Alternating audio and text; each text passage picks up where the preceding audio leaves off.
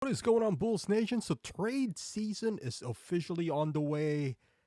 Is there a trade that's going to happen? And we're going to talk about this Darius Garland to the Bulls thing that just popped up today. We're going to talk all about that right after this. This is your home for all things Chicago Bulls. Join the conversation. You're listening to Chicago Bulls Nation. All right, Bulls Nation. So, this is one of the, I guess, 3 dates that, the Bulls Nation is looking after. Basically, what 80% of players could be traded now. Of course, we're still waiting for January 15th and the trade deadline, which is February 4th. But technically, if there's already a deal in place, the Bulls could technically, trade Zach LaVine now because most of the players are available. Again, not all of them, but most are. But seeing that nothing has happened yet, or maybe it's too early on the day. This is early Friday that I'm recording this. Anytime that my ESPN app, makes that sound, I always feel like or hope that a Zach LaVine trade has happened. Now, we got to ask ourselves, Bulls Nation, are we willing now? Because with all the reports that's saying that Zach LaVine has no trade market out there, are we willing to give up pennies on a dollar? If Zach LaVine is even a dollar at this point.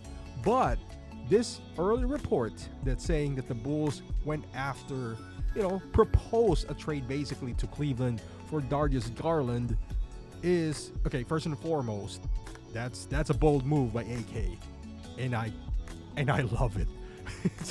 The audacity to ask for Darius Garland. Not that he's like Giannis or something, but the value is not the same. Darius Garland is making a lot of money as well.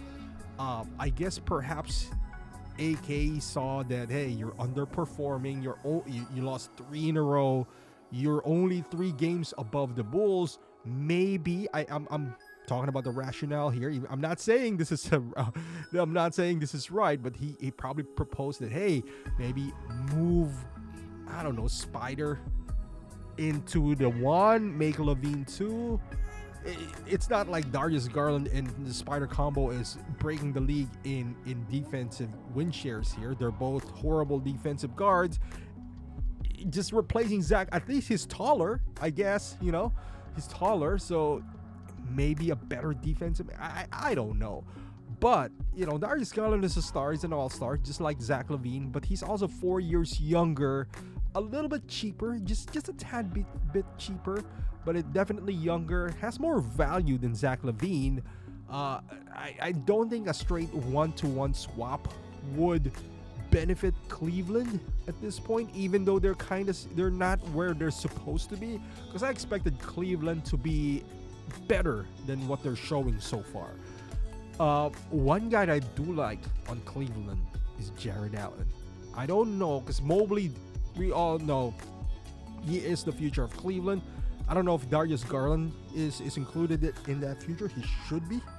He's still young, 23 years old, a lot of upside. So pairing them together, theoretically would make them a whole lot better.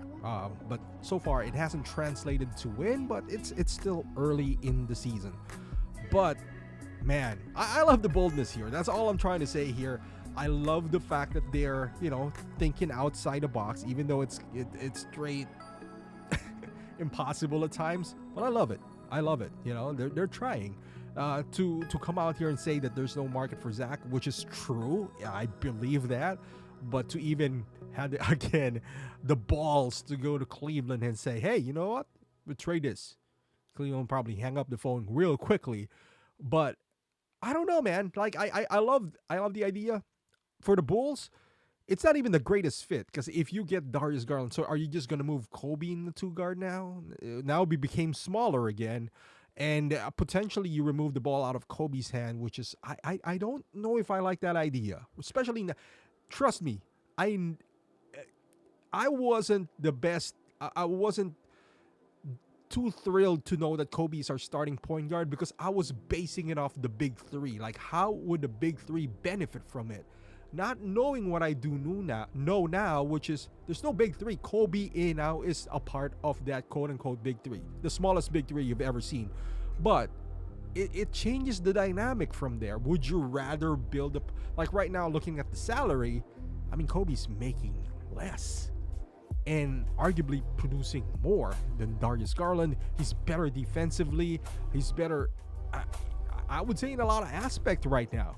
So putting Darius Garland there, he's a better asset though. I must say, you know, you can flip him for anyone who's looking for a point guard. I think it's safe to say now, with the current Bulls construction, we found our point guard. We're not basing a point guard now based off the big three. The big three is gone. We got to move forward. And now I'm not saying build around Kobe, but build around the talent that you do have. And if you're trying to compete now, you need a power forward. If you need a win now type of player, a power forward that would complement Vooch, because Vooch is going to stay here, and at the same time prepare you for the imminent departure of DeRozan, either it's this year or next year, and then you can slide down now Patrick Williams from 4 to 3. Ideally, that power forward is young and is a defensive-minded forward, not like John Collins, or for example. I know he's young as well, but something that would complement Vooch. You know, somebody who'd rebound and block shots to complement Vooch when he's out there. So ideally, that's the type of player that you go after.